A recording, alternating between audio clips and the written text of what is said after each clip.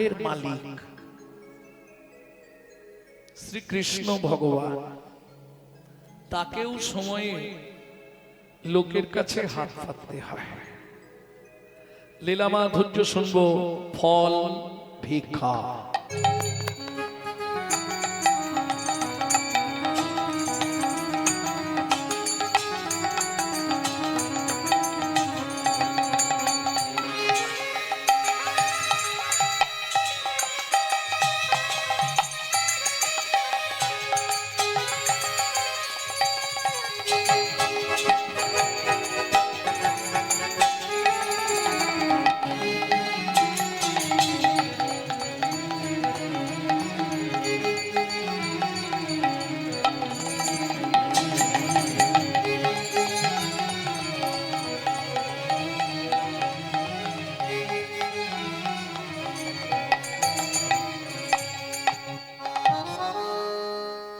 কিন্তু যে কোনো লীলা আস্বাদনের পূর্বে আমাদের গৌরচন্দ্রিকা আস্বাদন করতে হবে।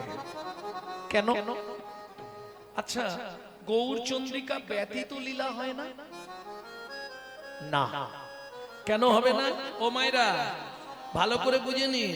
পাতকুয়া থেকে জল তুলতে গেলে আগে খানিকটা দড়ি আর একটা বালতির প্রয়োজন হয়। ঠিক তেমনি রাধা গোবিন্দ লীলাটি হচ্ছে একটি রসের পাতকুয়া। তা থেকে রস আস্বাদন করতে গেলে নিত্যানন্দ রূপ বালতি আর গৌর রূপ দড়িটাকে হাতে ধরতেই হবে।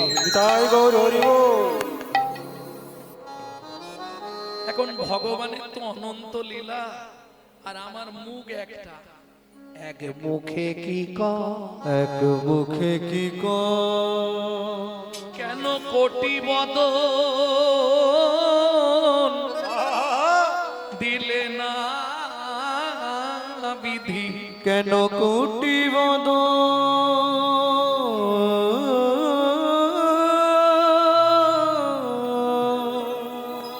দিলে না বিধি? ও ও হে হে গে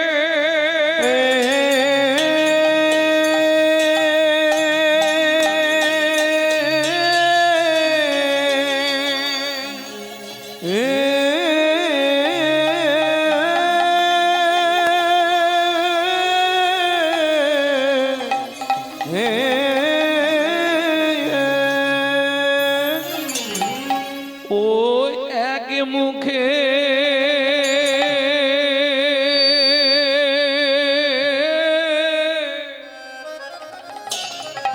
কি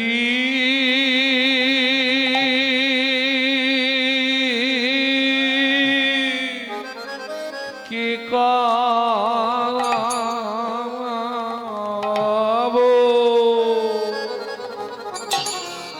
ও গো গোড়া চাঁদের লীলা,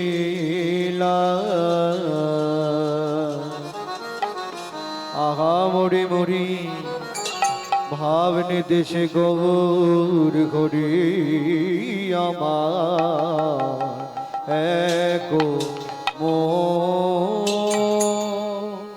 গো এক মুখে কি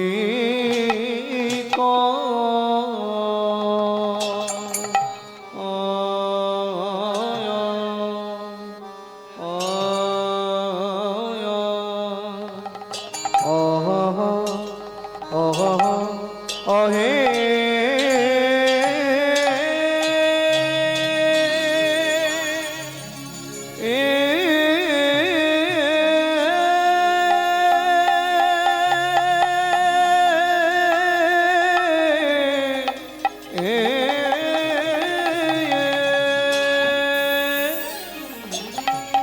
বলি প্রভুর আমার পুরা বাবলি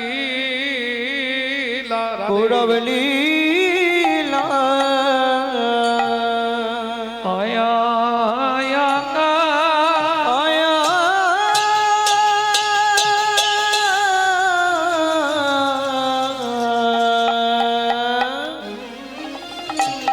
ও কি ব্রজ ভাবে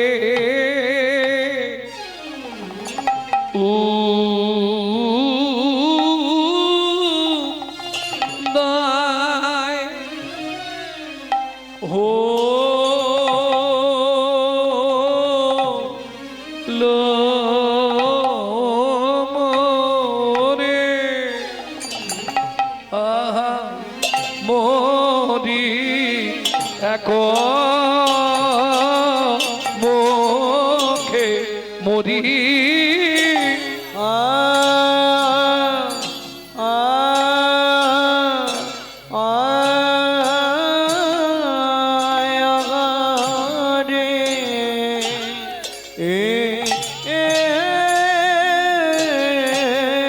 গোডার আমার কেনা ভাবে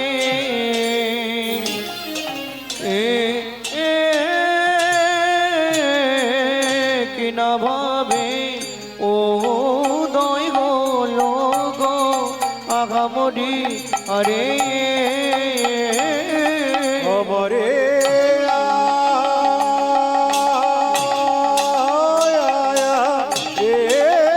গোরা কিনা ভাবে কিনা ভাবে উদয় হলো গো আমরে আরে অমরে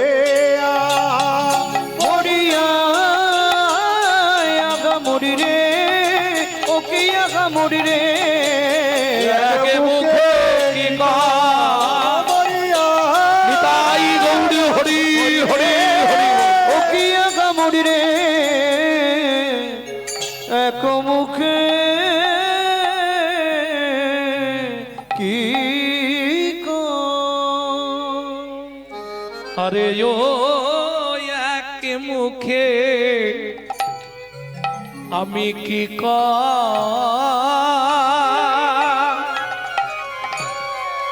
সজনী রে সজনী রে আমি এক মুখে এক মুখে কি কহব আমার শ্রী গো ও গো শ্রী গৌরাঙ্গে লীলা আরে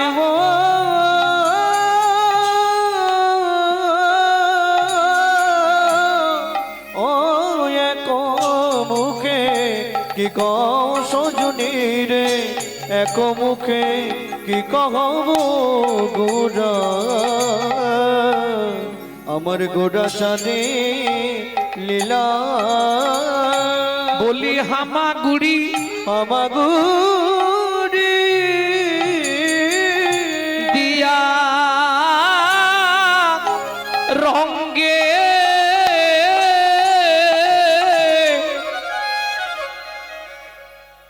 হেই মহামাগুড়ি দিয়া রঙ্গে চলে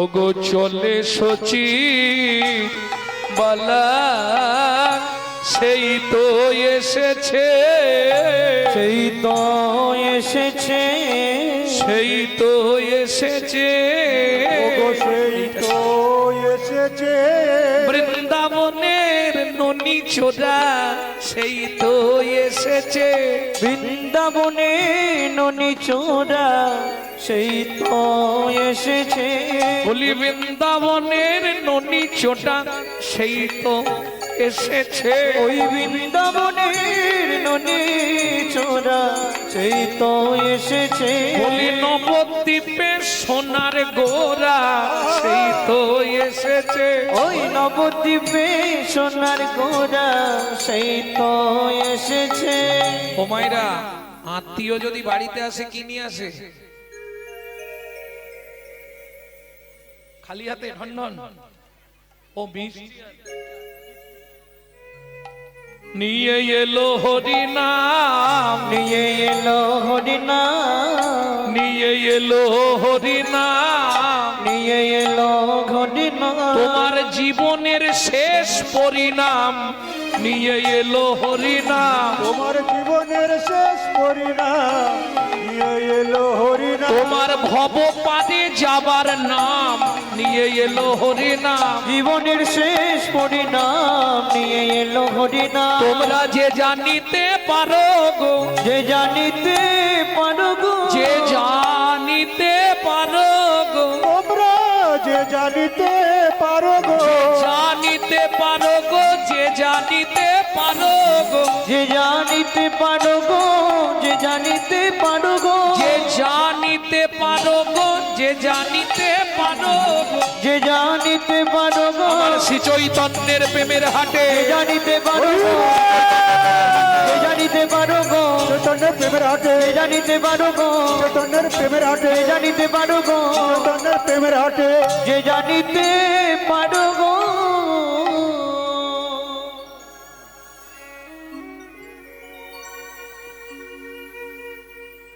হরি চিরাদ দত্তং হরি চিরাদো দত্ত্বা নিজ গুপ্ত বিদ্বাং নিজ গুপ্ত বিত্ত্বা সপ্রেম নামামৃতম তুদারো তুদারো আবাহড়ং জুবিত তার জবিত তার শ্রী গৌর কিশোর শ্রী গৌর কিশোর। চিরকালের যা গুপ্ত বস্তু, কোনোদিন কোনো কালে কোনো যুগে কোনো জীবকে যা কোনোদিন অর্পণ করা হয়নি, চিরাদ দত্তাং নিজ গুপ্ত বিত্তং গোপনে লুকিয়ে রেখেছিলেন। দেখবেন বাবা মার যদি অনেকগুলো ছেলে মেয়ে হয়, সবাইকে সব দিলেও ছোটটার জন্য আলাদা কিছু থাকে, থাকে না? এটা বললে হবে না, ছোট ছেলে কিংবা ছোট মেয়েকে বাবা মায়েরা একটু বেশি ভালোবাসে। কেন? ওটা শেষ গুড়ন্তির জিনিস, তো মানে ওটা কোল পোছা। বাবা আবার যদি 4 ছেলের জন্য 4টে মিষ্টি আনে, মা কি করে জানেন? আধখানা করে 3 জনকে খাইয়ে রেখে দিয়ে 2.5টা দেয় ছোটটার জন্য। বুঝলেন না? বিশ্বপিতার 4 ছেলে, সত্য, তেতা, দাপট, কলি। কলি কোন ছেলে? ছোট। সত্য যুগে হরিনাম দিলেন, প্রেম নাই। তেতায় হরিনাম দিলেন, প্রেম নাই, ছিল বাবা। দাপড়ে হরিনাম দিলেন, প্রেম নাই। ওই 3 যুগের প্রেমটা কেটে রাখলেন। এইবার বলি, আপনাদের এদিকে কাজবাড়ি হয় ছোটখাটো, এদিকে কাজবাড়ি হলে মালপত্র যদি বেশি হয়ে যায় কোথায় রাখে? ইংলিশে বলা হয় স্টোর রুম, আর গ্রাম্য ভাষায় বাংলায় বলা হয় ভাড়ার ঘর। তা যখনই প্রেমটা উদ্বৃত্ত করলে, চিরাদ দত্তং নিজ গুপ্ত বিদ্বাং, চিরাদ দত্তং, দত্তংটাকে 3টে সমাস করুন। নিজ গুপ্ত বিদ্বাং, বিদ্বাংকে 3টে সমাস করুন। বিদ্বাং, উদ্বৃত্বাং, নৈবিত্বাং। বিদ্বাং মানে যেটা বৃত্তি হওয়া উচিত, কর্ম বা কর্তব্য। উদ্বৃত্বাং বাঁচিয়ে রাখা, নৈবিত্বাং নিত্য প্রয়োজন। তাহলে উদ্বৃত্ত করলেন কি? প্রেম। রাখলেন কোথায়? চলুন, মহাপ্রভুর ভাড়ার ঘর কোথায় ছিল? ছিল গোলকে, এলো এলোকে, ছিল গোলকে, এলো এলোকে, ও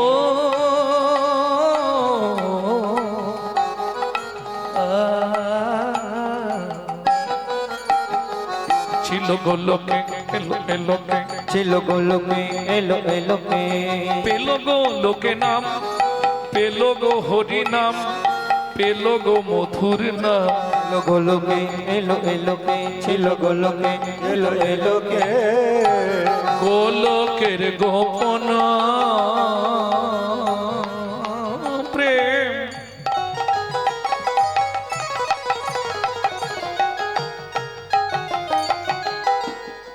করিবারে দান ব্রজ ছেড়ে নদিয়ায় এলো গৌর ভগবান। ব্রজ ছেড়ে নদিয়া এলো আমার গৌর ভগবান। তাহলে মহাপ্রভু এলেন কোথায়? কোথায় জন্মালেন? এই মহাপ্রভুর জন্ম কোথায়? নদিয়া। বাহ, একটা ছেলে গোটা জেলাময় জন্মেছে নাকি? নদিয়া তো জেলা নাকি? আমার ভুল হচ্ছে।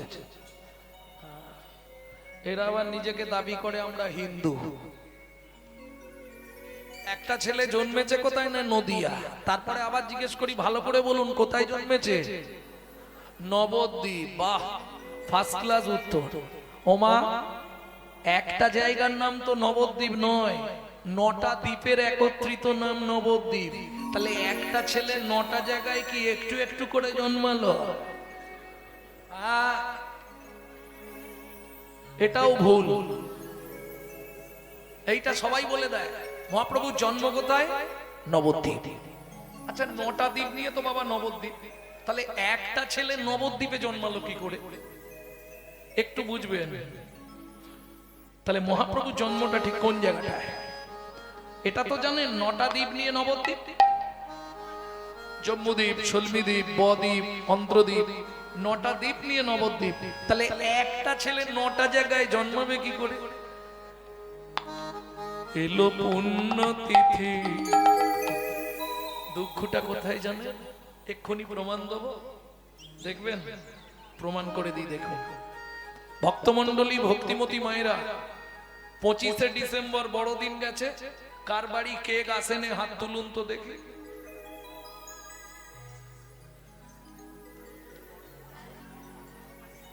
এবার বুঝে নিলে তো না, বৈষ্ণবদের কথা ছেড়ে দাও, ওরা তো কেক খাবে না, ওদের বাদ। এছাড়া সচরাচর সব বাড়িতে কেক এসছে। সত্যিটা বলো না, আমি কি খেয়ে নেবো? তাহলে এবার বুঝে নিলে তো, যিশু খ্রিস্টের জন্মদিনে বাড়িতে কেক আসছে, আনন্দ করে কেক খাওয়া হচ্ছে। কলিযুগের অবস্থা কি হিন্দুদের বুঝতে পারছো? এরা নিজের বাবাকে বাবা বলতে ভয় পায়, শ্বশুরকে বাপ বলা প্র্যাকটিস করে। এটাই আমাদের দুর্ভাগ্য। চৈতন্য মহাপ্রভুর জন্মটা কোথায় এটা কেউ একজন বলতে পারছে না।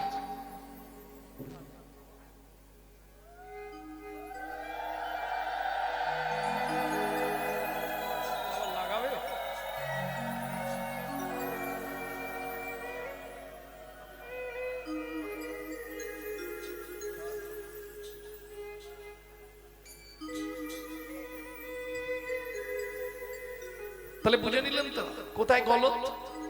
এই জায়গাটায় গলত হয়ে যাচ্ছে।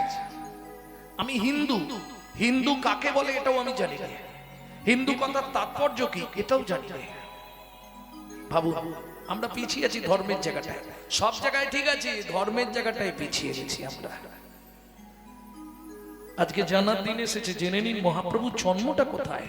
নবদ্বীপ। এলো পুণ্যতিথি, হলো ধন্য সময়, সচিমারে কোলে হলো চন্দ্র উদয়। এলো পূর্ণতিথি, হলো ধন্য সময়, সচিমার কোলে হলো চন্দ্রোদয়। এলো পুণ্যতিথি, হলো ধন্য সময়, সচিমারে কোলে হলো চন্দ্র উদয়। পূর্ণতিথি, হলো ধন্য সময়, সচিমার কোলে হলো চন্দ্রোদয়। ও মায়েরা, কোন দ্বীপে জন্মেছে বললাম? আরে এখনো বলিনি। অন্তদ্বীপের এক নিম্নতলে জন্ম লোভিল প্রভু মানব মহান। অন্তদ্বীপের এক নিম্নতলে জন্ম লোভিল প্রভু মানব মহান। অন্তদ্বীপের এক নিম্নতলে জন্ম লোভিল প্রভু মানব মহান। পুণ্যতিথি, হলো ধন্য সময়, সচিমারে কোলে হলো চন্দ্র উদয়। এলো নিতাই গৌর হরি হরি বল। ধন্য সময়, সচিমার কোলে হলো চন্দ্রোদয়। আস্তে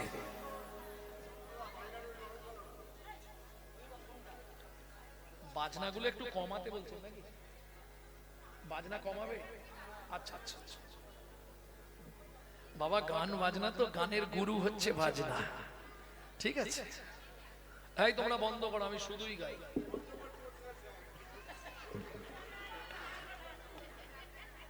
জয় রাধে। ভক্তমণ্ডলী, ভক্তিমতী মায়েরা, না না ঠিক আছে, ভক্তরা বললে ভালো লাগে, রেগে তো বলেন মিষ্টি করে বলেছে, বাজনাটা একটু নরম করুন, ভালো বলেছে, এটা ভালো লাগে। যখনই এসে খেকি মেকি কেউ বলে না, তখনই গান বাজনা নষ্ট হয়ে যায়। না না, তোমার কথা বলছি নি আমি। কালকের আসরটা কীর্তন শেষ হয়েছে, তখন বলছে পূর্বরাগের একটা পথ শোনা। গাইছি বিরহ লীলা, দ্বারকা লীলা গাইছি, সেখানে এসে বলছে পূর্বরাগের একটা পথ শোনা। এক বাবাজি দাও, যিনি বিচারকের আসনে আছেন, আমি বললাম আমার পক্ষে তো বাবা সম্ভব না, আমি দ্বারকা থেকে এখন ব্রজে আসবো কি করে? এরা ভাবে কি জানেন তো, কীর্তনটা ইচ্ছা যাও একটা বলে দিলি। জয় রাধে। ভক্তমন্ডলী, ভক্তিমতী মায়েরা, তাহলে বিদ্বাং উদ্বৃত্তাং, উদ্বৃত্তাংটা শুনলাম। নৈবিত্তং আমাদের নিত্য প্রয়োজন কি? বেঁচে থাকতে গেলে আমাদের তিনটে জিনিসের খুব প্রয়োজন। তিনটের দুটো বাদ দিলেও চলবে, দুটো কম্পালসারি চাই। আহার, নিদ্রা, ভয়, মৈথুন, দুটো বাদ দিলেও বেঁচে যাব, কিন্তু দুটো কম্পালসারি চাই, আহার আর নিদ্রা। ঘুমাতে হবে, খেতে হবে, নাহলে বাঁচবো না। এইবার বলি, আমার নৈবিত্তং, আমরা যে খাদ্য খাবারগুলো খাই, আমি কারো খাওয়া নিয়ে কিন্তু বলছি না, যে যাই খান, যে খাদ্য খাবারগুলো আমরা খাই, একটু ভাববেন, যে খাবারগুলো খেলে মনের মলিনতা যায়, সেই খাবারগুলো খাওয়ার চেষ্টা করবেন। আমি খাওয়া নিয়ে কাউকে বলবো না কিচ্ছু।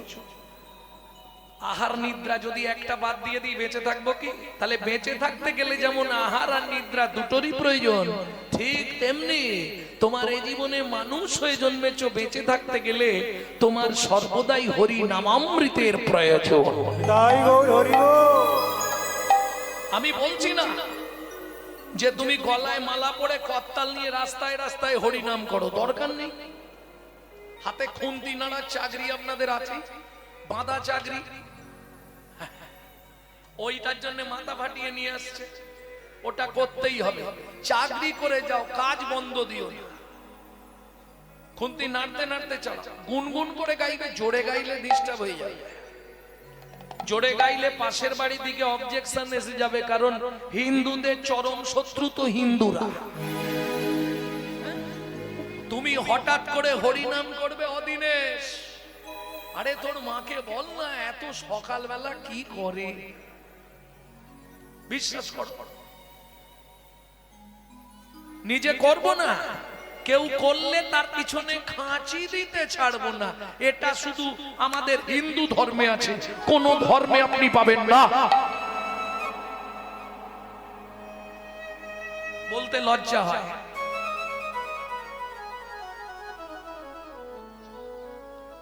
আপনাদের এখানে তো মুসলমান ভাইরা আছে, বলুন, একজনের সঙ্গে আর একজনের সাক্ষাৎ হলে আল্লাহ দোহাই দিয়ে তবে কথা শুরু করে, আসসালামু আলাইকুম, ওয়া আলাইকুম আসসালাম বলে।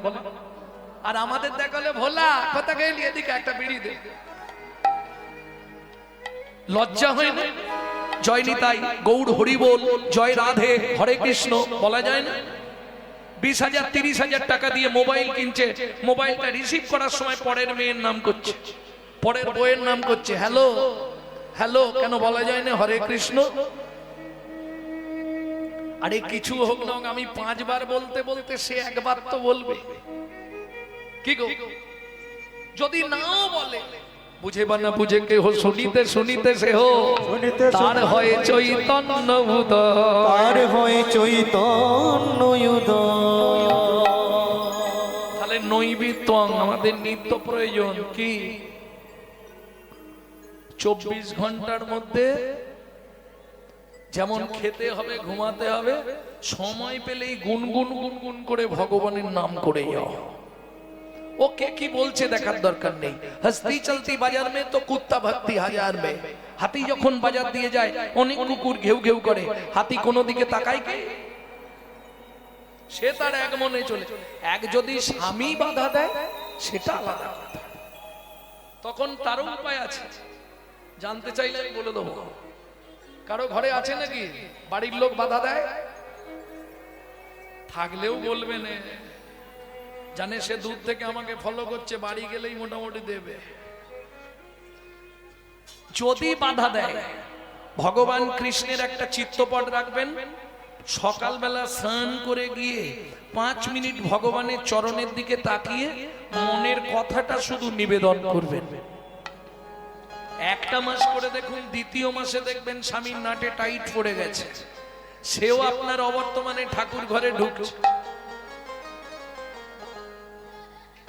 হতেই হবে, আমার চোখে দেখা, আমি নিজে প্রমাণ করে বলছি। তাহলে বুঝে নেওয়া গেল নৈবিত্বং আর বিত্তং আমাদের কর্ম বা কর্তব্য। মনুষ্য জীবনের কর্তব্য কি? কিং কর্তব্য বিমূঢ় না, মনুষ্য জীবনের কর্তব্যই হলো ভগবত ভজন করো। এখন মায়েরা বলবে, বাবা তুমি লোকের বাড়ি খাও দাও ঘুমাও, হরিনাম করে বেড়াও, ভালো মাল করি নাও, আমাদের সময় কোথায়? সংসারের চাপ যেন। ওমা, এটা ঠিক, মায়েদের অনেক চাপ, কাপড় কাচা থেকে, বাসন মাজা থেকে, রান্না করা থেকে, মায়েদের প্রচুর চাপ। কিন্তু এটা ভাবুন, সংসার তো পশুদেরও আছে। কি মানুষ ভাত খায়, কুকুরও তো ভাত খায়। মানুষ ঘুমায়, কুকুরও তো ঘুমায়। মানুষের সন্তানাদি হয়, কুকুরেরও তো সন্তানাদি হয়।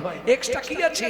মানুষের মগজে দিলেন নৈতিক চরিত্র জ্ঞান, যার সাহায্যে মানুষের মগজে ভরে দিলেন চৈতন্য রূপ জ্ঞান, যার সাহায্যে মানুষ শ্রীকৃষ্ণ চৈতন্য সত্তাকে চিনতে পারে। কুকুরের মগজে দিলেন নৈতিক চরিত্র জ্ঞান, যেটা মানুষের থেকেও মানুষ চালাতে পারল না। ওই জায়গাটায় মানুষ নরম হয়ে গেল। কি রকম? প্রমাণ করে দিই, একটা লোককে গুছিয়ে বাড়িতে নিমন্ত্রণ করে খাই দেবে, পুরো গলা পর্যন্ত, আর নেবে না। আর দুটো দিন না, 5 মিনিট পরে দেখবেন হেবলো চায়ের দোকানে সমালোচনা করছে। সবই ঠিক করলো জানিস, কি হলো? চাটনিতে এত 5 ফোড়ন দিয়েছে না, ও দাঁতে ঢুকে গেছে। হরি বল। এটা মানুষের নৈতিক চরিত্র মাগো। একটা কুকুরকে দুটো করে এঁটো ভাত দেবেন, ও রাত্রি 12টা বেজে গেলেও আপনার বাড়িটা পাহারা দিয়ে আপনার ঋণটা শোধ করবে। কেন?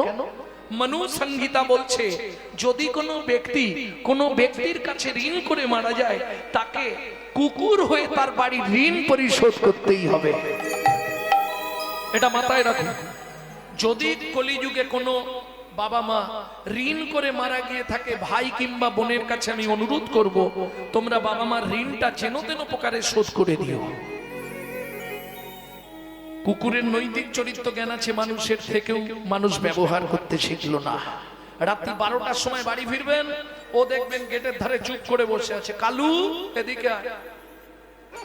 ও বলতে পারবে না, আওয়াজ করবে, লেজ নাড়বে, পা চাটবে। চলুন সংলাপ কি বলছে শুনি। আপনারা ইউটিউবে শোনেন টুকরো টুকরো, একসঙ্গে গোটা সংলাপটা বলছি শুনুন। পশু জাতি বুঝতে পারে, বলতে পারে না, মানব জাতি জেনে বুঝেও মেনে চলে না। মানব জাতি জেনে বুঝেও মেনে চলে না। ভদ্রবেশে ঘুরলে দেশে মানুষ বলে না, মানুষ বলবো যেদিন জাগবে জ্ঞানের চেতনা। মানুষ বলবো যেদিন জাগবে জ্ঞানের চেতনা। নিজেরা সব ভুগে মরে নিজের কর্ম দোষে, বাবা মাকে তাড়িয়ে দিয়ে কুকুর কিনে পোষে। বাবা মাকে তাড়িয়ে দিয়ে কুকুর কিনে পোষে। পৃথিবীতে এমন অনেক মানুষ আছে ভাই, মানুষের মতোই দেখতে মনুষ্যত্ব নাই। মানুষের মতোই দেখে মনুষ্যত্ব না। মানুষ নয়, মনুষ্যত্ব ছাড়া হোক না যত জ্ঞান বুদ্ধি বিবেকেতে বাড়া। ধনে আর মানে বড় বড় সেই নয়, কৃষ্ণ প্রেম যার অন্তরে তারে মানুষ। প্রেম যার অন্তরে তারে মানুষ কর। প্রেমে জড়ন করে তারে মানুষ কর। কৃষ্ণ প্রেমে যার অন্তরে তারে মানুষ কর।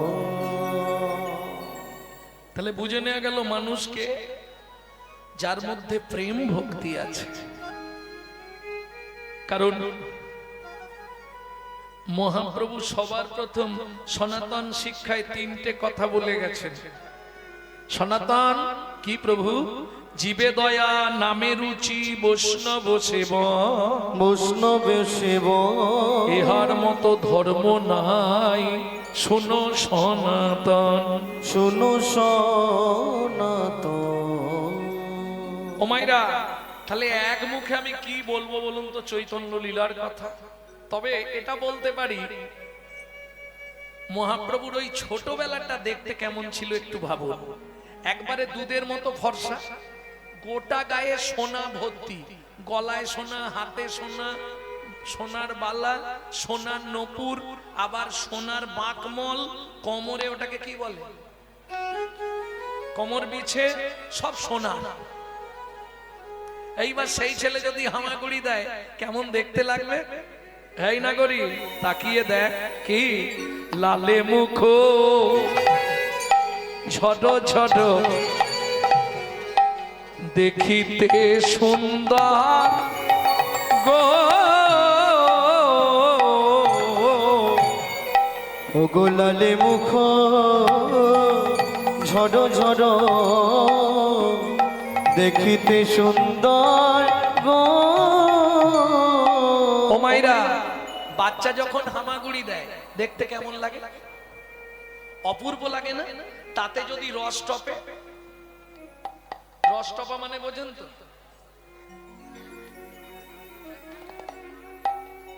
ওগো পাকা বিম্ব ফলে যিনি, সুড়ঙ্গ অধর অধরে গো। পাকা বিম্ব ফলে যিনি, সুরঙ্গ ধর ধর গো। রূপ তো কভু দেখি না, ওই রূপ তো কভু দেখি না, এমন রূপ তো কভু দেখি না, ওই রূপ তো কভু দেখি না। ওরে কোন বিধাতা বানালো রে, রূপ তো কভু দেখি না। ওগো কোন বিধাতা বানালো রে, কই তো কভু দেখি না। কোন বিধাতা বানালো রে, সে কি ভালো করে দেখে নাই রে। বিধাতা বানালো রে, ভালো করে দেখে নাই রে, বিধাতা বানালো রে, ভালো করে দেখে বিধাতা বানালো রে, করে দেখে নাই কোন রে, বিধাতা বানালো রে। রূপ তো কবু দেখি না। লালা পড়ছে, ওই অবস্থায় হামাগুড়ি দিচ্ছে। ওমা, একবারে রাস্তার ওপরেই তো জগন্নাথ মিশ্রের বাড়ি। নবদ্বীপ গেছেন তো? তাহলে নিশ্চয়ই জগন্নাথ মিশ্রের বাড়ি দেখেছেন। একদম রাস্তার ওপরে ওই পথ তো তখন মাটির মেঠো পথ, ওই পথ দিয়ে দস্যু মেষমালি হেঁটে আসছিল। আজ 3 দিন চুরি চামারি করতে পারেনি, সংসারে অশান্তি। তা দস্যু মেষমালি মনে মনে ভাবছে, বাচ্চাটাকে তুলে নিয়ে পালাতে পারলে জীবনে আর চুরি করতে হবে না, কি সারা লাইফ চলে যাবে। হ্যাঁ, এই খোকা, এই এদিকে আয়, এদিকে আয়। কই রে? এই লজেন্দ্র ভাই, কোলে লইয়া শচী নন্দন, মেষমালি পালায় তখন। কোলে লইয়া শচী নন্দন, মেষমালি পলাই তখন। কোলে লইয়া শচী নন্দন, মেষমালি পালায় তখন। কোলে লইয়া শচী নন্দন, মেষমালি পলাই তখন। উপনীত আপন আলয়, উপনীত আপন আলো। হরিমতি, দস্যু মেষমালির স্ত্রীর নাম হচ্ছে হরিমতি। হরিমতি, হ্যাঁ বলো। ও মা, তোমার কোলে কে? হ্যাঁ গো, এ ছেলে কোথায় পেলে? তোমার অত কিছু জানার দরকার নেই, ছুরিটা নিয়ে এসো। ছুরি কি করবে? ও মা, ওর গলাটা কেটে দিতে হবে, নাহলে গয়নাগুলো খোলা যাবে না। কি সুন্দর ছেলে, আমার কোলে একবার দাও। ব্যাস, নারীরা বাচ্চা দেখলেই খালি ওই করে। তুমি ঘর থেকে যাও, ছুরিটা এনে দিয়ে যাও। সোনা কি করবে তোমার? ও মা, আজ 3 দিন ভাত হয় না, তুমি তো বললে। একে তুলে এনেছি, গয়নাগুলো খুলে নিলে সারা জীবনে চুরির ঝামেলাটা মিটে গেল।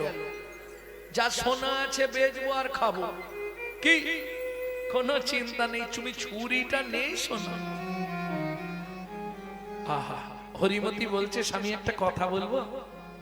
বিনয় করে বলি স্বামী, প্রতিজ্ঞা করছি আজ থেকে উপবাসে থাকবো, এই শিশুর অঙ্গে আঘাত না করিও, এই শিশুর অঙ্গে আঘাত না করিও। যার কাছে গগনের চাঁদ হার মানে, গগনের চাঁদ হার মানে, যার বদন প্রাণে তাকালে যেন জীবন জুড়াইয়ে যায়, জীবন জোড়ায়ে আমি অনুনয় বিনয় করে বলি স্বামী গো, গো স্বামী গো, ওই শিশুর অঙ্গে তুমি আঘাত করো না, তুমি আঘাত করো না। এই ঘর থেকে বেরো, যা, তোকে নিয়ে কোনো কাজ হবে না, ছুরিটা দিয়ে তুই যা। ছুরিটা নিয়ে বালক নিমাইকে নিয়ে আর দস্যু মেষমালি ঘরে কপাট দিল।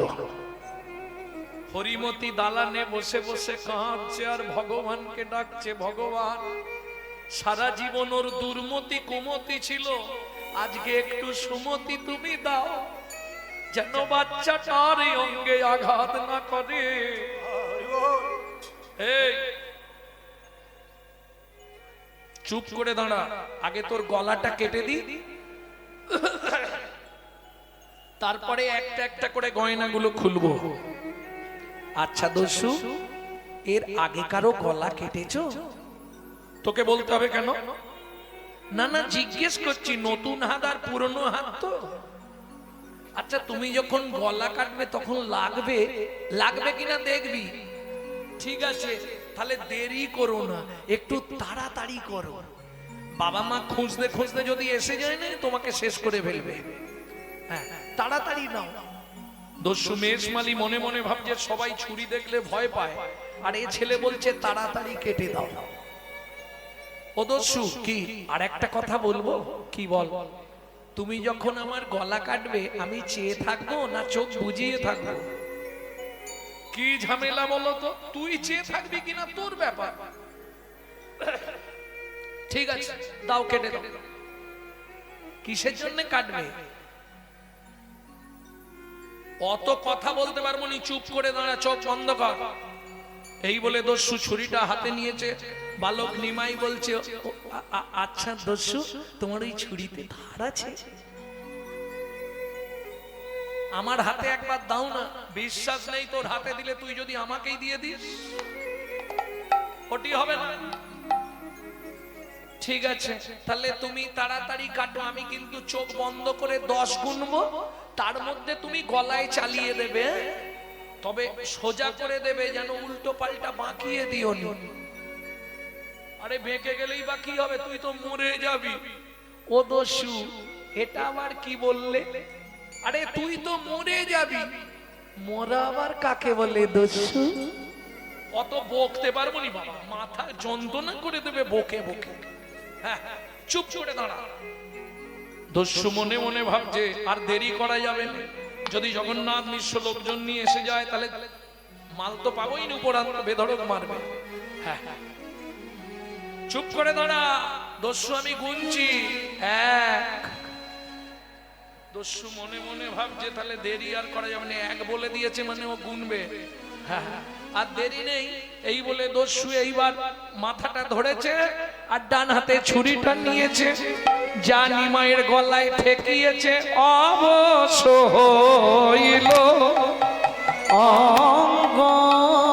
দস্যু কাঁপে থরে থর, অবশ্য হইল অঙ্গ। দস্যু কাঁপে থরে থর, ছুরি কাক পড়িল গিয়ে মৃত্তিকায়ু পা, ছুরি কাক পড়িল গিয়ে মৃত্তিকায় চোখ খুলে দেখে আর ছুরি না, চোখ খুলে দেখে আর চুরি নাই। মৃদু মৃদু হাসছে নিমাই, কই গো দস্যু তোমার এ কি হলো? মৃদু মৃদু হাসেনি মাই, তোমার কি হলো? মৃদু মৃদু হাসেনি মাই। চোখ খুলে দেখে আর ছুরি না। কি গো, কি হলো তোমার? হাতে ছুরি কোথা গেল? ও সেখানে ফেলে দিয়েছো, ভয় পেয়ে গেলে? আচ্ছা দস্যু, এই গয়নাগুলোই তোমার লোভ হয়েছে? লোভের জিনিস কাছে রাখাও ঠিক নয়। তোমাকে গয়নাগুলো আমি দিতে পারি, একটা শর্ত। এই সব গয়না আমায় দিয়ে দেবে? হ্যাঁ। শর্তটা কি বলো? সারা জীবনের মতো তোমাকে দস্যুবৃত্তি ছেড়ে দিতে হবে। ছেড়ে দেবো? তুমি যদি ওই গয়নাগুলো আমাকে দাও, এই মাথা ছুঁয়ে বলছি, আমি সব ছেড়ে দেবো। সত্যি বলছো? দেব দেব দেব। তাহলে দেরি করবো না দস্যু, জানো সত্যি ছেড়ে দেবে তো? নিশ্চয়ই, তুমি যা ছুঁয়ে বলবে প্রতিজ্ঞা করব। হয়ে কৌতূহলী অলংকার খুলি, হয়ে কৌতূহলী অলঙ্কার খুলি, হয়ে কৌতূহলী অলংকার খুলি, হয়ে কৌতূহলী অলঙ্কার খুলি। এই নাও দস্যু অলংকার, এই নাও দস্যু অলঙ্কার, এই নাও দস্যু অলংকার, নাও নাও দস্যু অলঙ্কার। এই নাও। কিন্তু শর্তটা মনে আছে তো? আজ থেকে ছাড়ো দস্যুবৃত্তি, রাখো ধর্মে মতি। ছাড়ো দস্যুবৃত্তি, রাখো ধর্মে মতি। হরিনাম সদা করো সার। ছাড়ো দস্যুবৃত্তি, রাখো ধর্মে মতি। হরিনাম করো সদা সার। যেন ধর্ম পথে মতি থাকে, তোমার ধর্ম পথে মতি থাকে। সব দিয়ে দিলাম, একটাও রাখিনি, দেখে নাও। ঠিক আছে, কথা ফাইনাল। আজ থেকে তুমি দস্যুবৃত্তি ছেড়ে দেবে আর হরিনাম করবে, সোনাগুলো বিক্রি করে করে সংসার চালাবে। যা কিনে আনবে ভগবানকে ভোগ লাগিয়ে স্বামী স্ত্রী দুজনে প্রসাদ পাবে। মনে থাকবে? মনে থাকবে?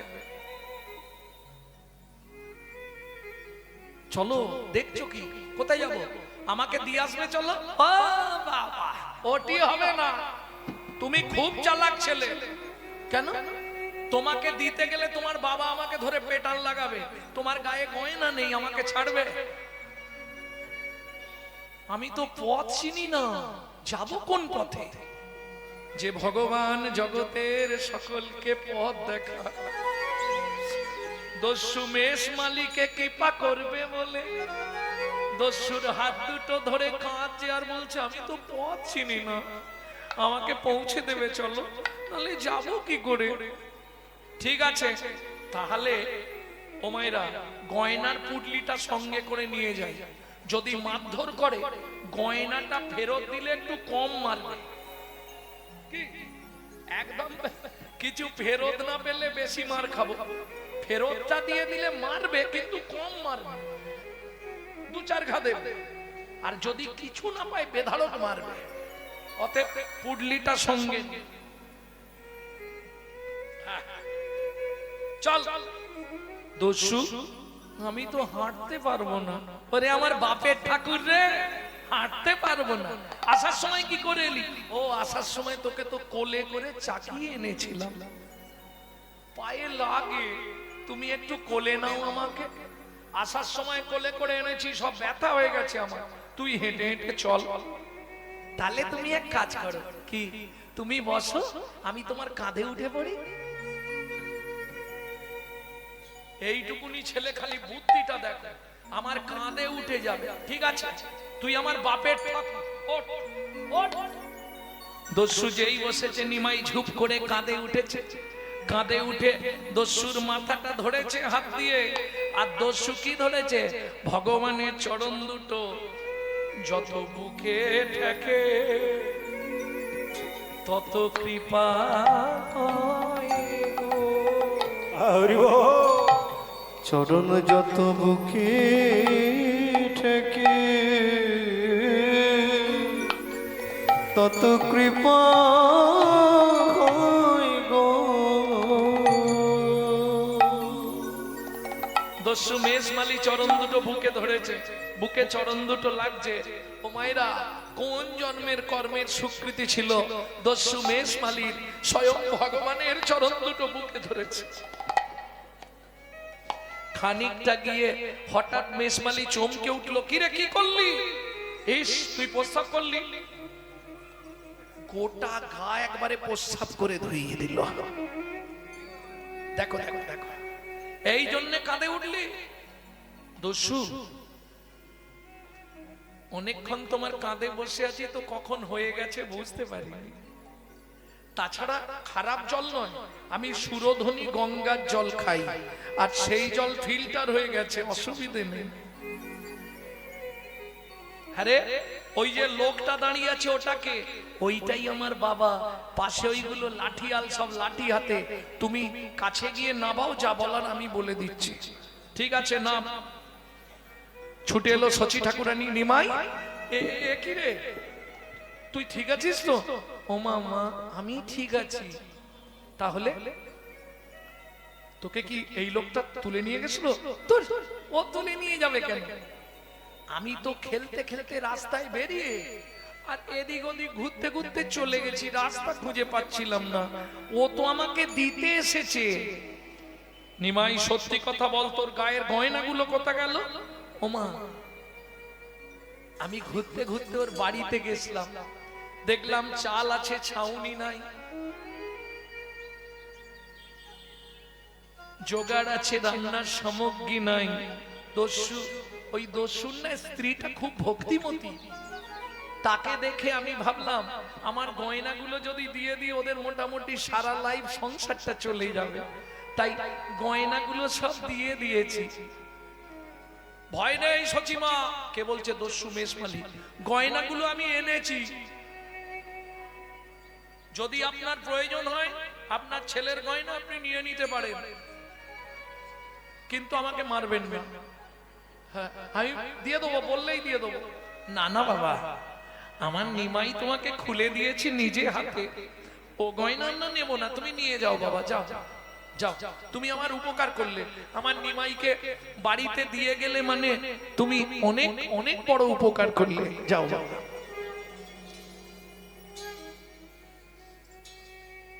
চিন্তা নেই, আমি আবার শীতলা পুজোর সময় নিমাইকে সুন্দর করে গয়না দিয়ে সাজিয়ে দেবো। দস্যু, মা বলে দিয়েছে চলে যাওয়ার দেরি করোনি, চলে যাও। অত সোনার গয়না, তাড়াতাড়ি বাড়ি নিয়ে পালিয়ে যাও। আরে দাঁড়িয়ে আছো কেন? কিছু বলবে? দুটো কথা বলার ছিল। আচ্ছা বলো, এই সোনার গয়নাগুলো আমি একটাও নেব না, তুমি ফেরত নিয়ে নাও। ওমা, সোনার গয়না তুমি নেবে না? তোমার সংসারে অত অভাব, তুমি সোনার গয়নাগুলো নিয়ে যাও। আমার পায়ে দিলে কেন? বললাম তো আমি সোনার গয়না নেব না তোমার। তাহলে বাড়ি চলে যাও। ও মা, কাঁদছো কেন? আমার বাবা মা তো কেউ কিছু বলেনি। দস্যু, তুমি কাঁদছো কেন? দস্যু আছাড় খেয়ে পড়লো বালক নিমায়ের চরণে, চরণটা জড়িয়ে ধরে কাঁদছে আর বলছে, তোমার গয়নাও তুমি নিয়ে নাও, ওগুলো আমার প্রয়োজন নাই, কিন্তু তোমার চরণ ছেড়ে আমি আর যাব না। তোমার চরণ ছেড়ে আমি আর যাব না। তোমার ওই চরণে আমি সেবা করব, তোমার চরণ চরণ ছেড়ে আমি আর যাব না। তোমার ওই চরণে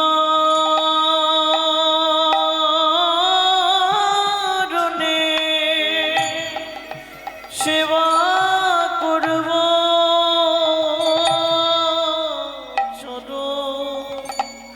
চরণ ছেড়ে আমি আর যাব না।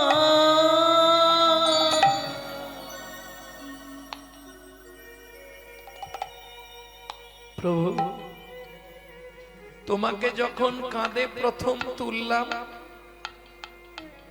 তুমি যখন আমার মাথায় হাত দিলে,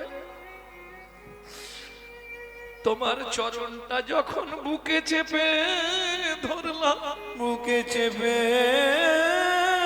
ধরলাম, তখনই আমি বুঝতে পারলাম তুমি মানব নয় গো, আরে কোন দেবতা।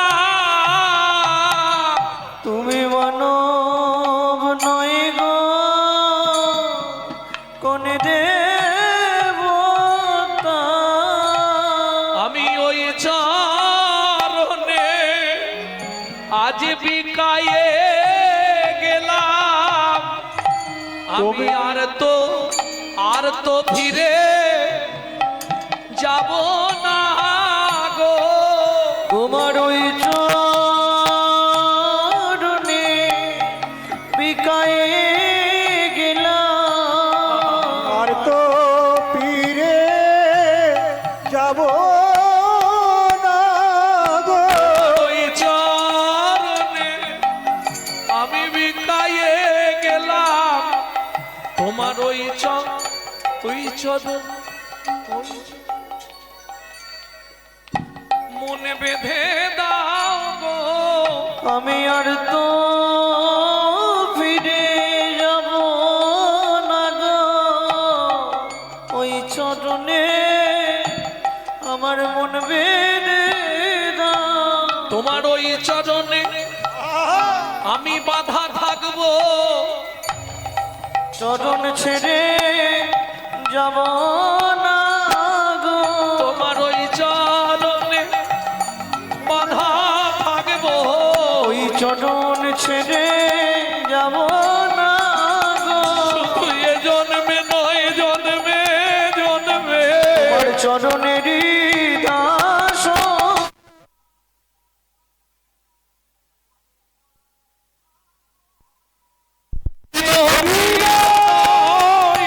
ওই চরণে দাস জন্মে নয় জন্মে জন্মে ওই চরণে সেবা করব, তোমার চরণ ছে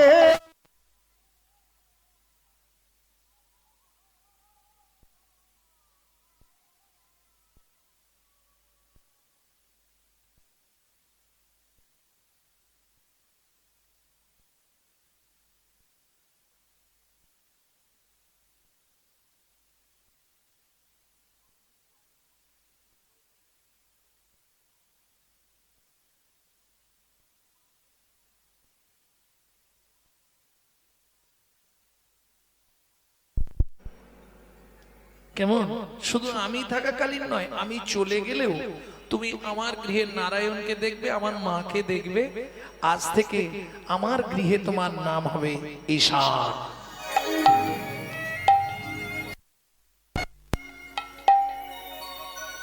চাকরি পাকা হয়ে গেল।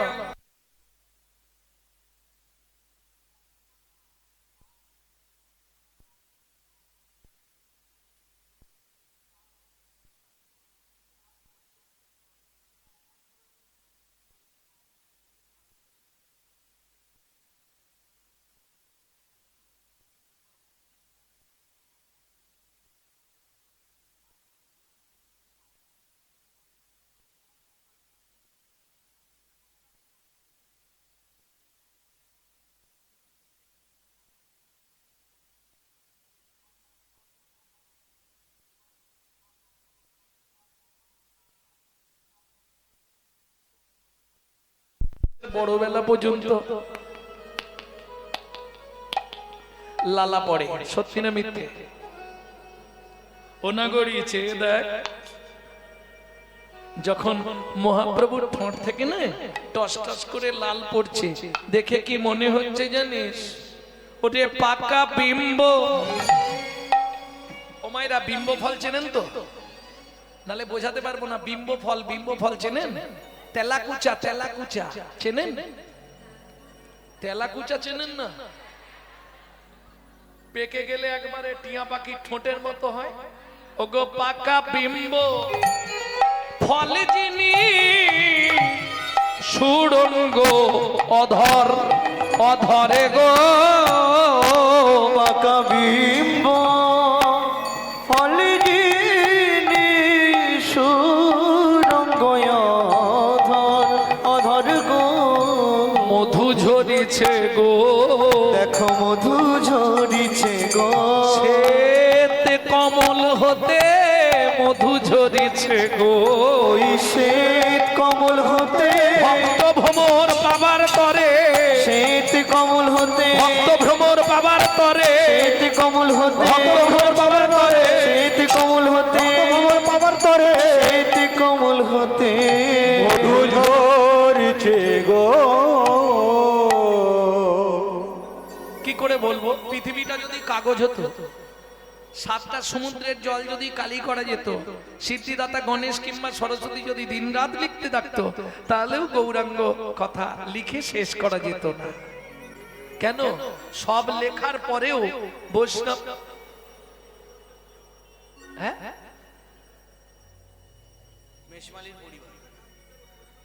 বলা নেই বাবা, যেটা পড়িনি শুধু শুধু উল্টো পাল্টা কিছু সংলাপ করে দিয়ে তো লাভ নেই। কারণ আমার কীর্তন যারা শোনে তারা জানে আমি যেটা পড়বো সেটা বলবো, তার বাইরে কিছু বলতে পারবো না। নেই, ওখানে নেই। তবে আপনি বললেন, এর আগেও আমি চেষ্টা করেছি প্রাচীন কোন মহাপ্রভুর সম্বন্ধে গ্রন্থ খুঁজতে হবে। এইটা যেটা বললাম চৈতন্য চরিতামৃতে পাবেন না, চৈতন্য ভাগবতে পাবেন না, চৈতন্য মঙ্গলে পাবেন না, চৈতন্য চরিত মাধুরীতে পাবেন না, তাহলে পাবো কোথায়? চৈতন্য সন্দর্ভ রাধা গোবিন্দনাথের লেখা। ভক্তমণ্ডলী, ভক্তিমতী মায়েরা, এইবার চলুন, এত কিছু লিখলো চৈতন্য মহাপ্রভুর সম্বন্ধে, তারপরেও বাসু ঘোষ বলছে আমার লেখা হলো না। এ আমি লিখতে পারবো না। কেন গো? কিবা রূপ অপরূপ, কিবা তার শোভা, কিবা রূপ অপরূপ, কিবা তার শোভা। এটা বলছি রূপের কথা, চৈতন্য মহাপ্রভুকে দেখার কথা, গুণের কথা বলিনি একটুও। কি মূঢ়মতি অতি পতিত পাষণ্ডী প্রাণে না মারিল কারে, প্রাণে না মারিল কারে, হরি নাম দিয়া জগত শোধিল ঝাঁচি গিয়া দাঁড়ে দাঁড়ে। ওগো যাচি গিয়া দাঁড়ে দাঁড়ে। যারা জানেননি জেনে নিন, 24টা বছর মহাপ্রভু নবদ্বীপে শুধু আন্দোলন লীলা করেছেন, আন্দোলন লীলা। কীর্তন বন্ধ করো, হবে না, কীর্তন চলবে। যারা বাধা দিয়েছে তাদেরকেই হাঁটিয়ে দিয়েছে। রাত্রির 2টোর সময় মশাল জেলে নিয়ে চাঁদ কাজীর বাড়ি, চাপাল গোপাল উদ্ধার, জগাই মাধাই উদ্ধার, কাজী দলন, শুধু আন্দোলন লীলা, হরিনাম প্রচার, আন্দোলন লীলা। সমাজের জন্য তিনি করলেন, নবদ্বীপবাসীর জন্য করলেন 24 বছর। আর 24 বছর, 6 বছর করলেন বাইরের লোকেদের জন্য, বাইরের ভক্তদের উদ্ধার করলেন। যেমন দাক্ষিণাত্যে গলিত কুষ্ঠ বাসুদেব উদ্ধার। বাকি 18 বছরের 6 বছর নীলাচলের বাইরে, আর 12 বছর শুধু গম্ভীরার ভেতর বিরহ লীলা আস্বাদন করলেন নিজে। হ্যাঁ, কি আস্বাদন করতেন মহাপ্রভু গম্ভীরায়? চণ্ডীদাস বিদ্যাপতি রায়ের নাটক গীতি, কর্ণামৃত সে গীত গোবিন্দ, স্বরূপ রামানন্দ সনে মহাপ্রভু রাত্রি দিনে গায়ে শোনে পরময় আনন্দ। ওগো গায়ে শুনে পরম আনন্দ। তাহলে আন্দোলন লীলাটা ছিল একমাত্র 24 বছর। দেখুন আমাদের সব থেকে প্রিয়জন মা, সত্যি কথা বলতে কলিযুগে সব থেকে প্রিয় কে? স্বামী নাকি ভুল বলছি? সকালে উঠেই বান্ডিল দিয়ে দেয় তো, এই নাও জবার মা ইচ্ছা মতো খরচা করো, দেয়? সত্যি বলো।